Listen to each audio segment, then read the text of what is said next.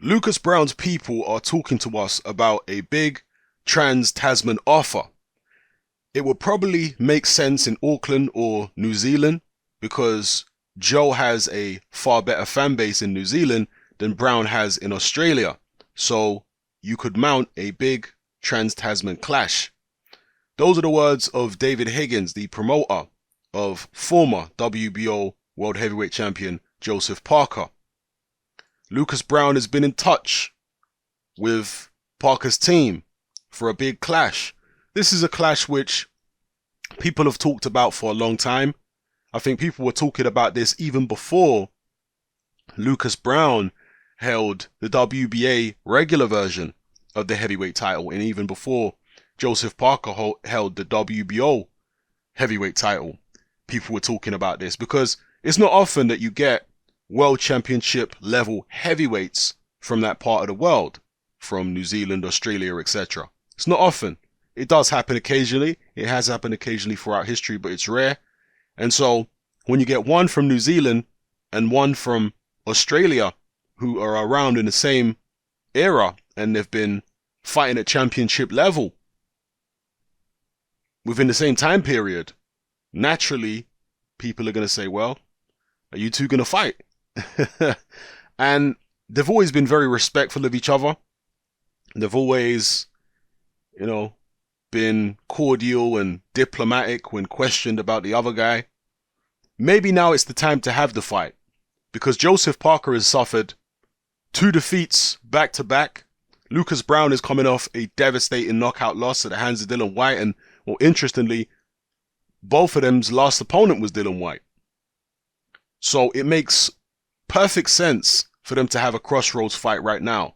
Lucas Browne is looking to cash out, I would imagine, because why else go for a Joseph Parker? Because Parker is a dangerous fight to come back with when you've just been knocked out cold.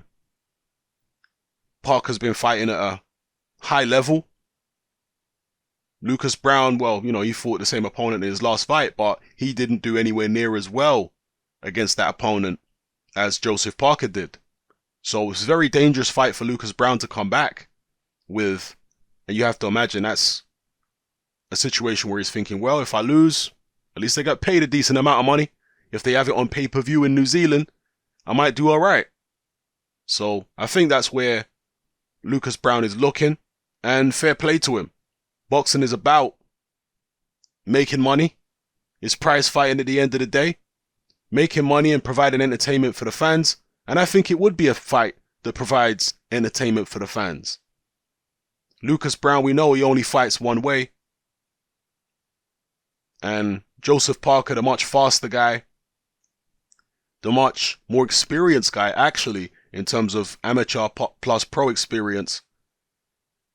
And just a better all-round boxer. But Lucas Browne does have that tremendous punching power.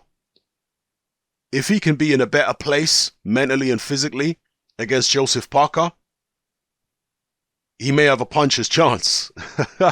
That's all I'll say. I'm not even saying he's got a good chance if he gets himself in a better place mentally and physically than he was in the Dillian Whyte fight. I'm just saying he might have a puncher's chance if he gets himself in a better place mentally and physically. So we'll see, because he didn't appear to be his normal self in the Dillian Whyte fight. Dillian Whyte beat him fair and square, great performance, and Dillian Whyte went on to beat Parker too, great. But Lucas Browne wasn't in the best shape he's ever been in the Dillian Whyte fight, and he was apparently, according to his promoter Ricky Hatton, he was on antidepressants going into that fight. And again, that's not a great situation to be in. You can't be at your best mentally if you're taking antidepressants in the lead up to a fight. So if he can be better than he was in the Dillian Whyte fight, back to his old self where he's a bit more lively, because he just seems subdued in the whole build up to the Dillian Whyte fight. He just seemed like a subdued man, which is unusual for him. Dillian Whyte thinks maybe it's because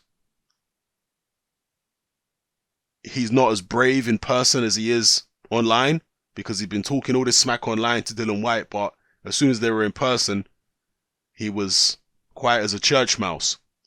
But it could be that, to be honest. But then again, it could be the fact that he was apparently suffering from depression. He was on medication for it, wasn't in great condition.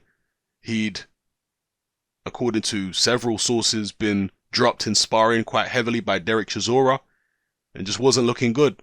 So, I don't know. Let me know what you guys think of this in the comment section below. Personally, I don't mind the fight. I hope Lucas Browne, as I say, comes in much better condition. But it's a fight which I've always thought was a decent one for the fans. You know, particularly a couple years ago when Browne was in much, much better shape. It would have been a decent one for the fans. Perhaps he'll get himself in better shape for this showdown, which is not quite a domestic rivalry, but almost.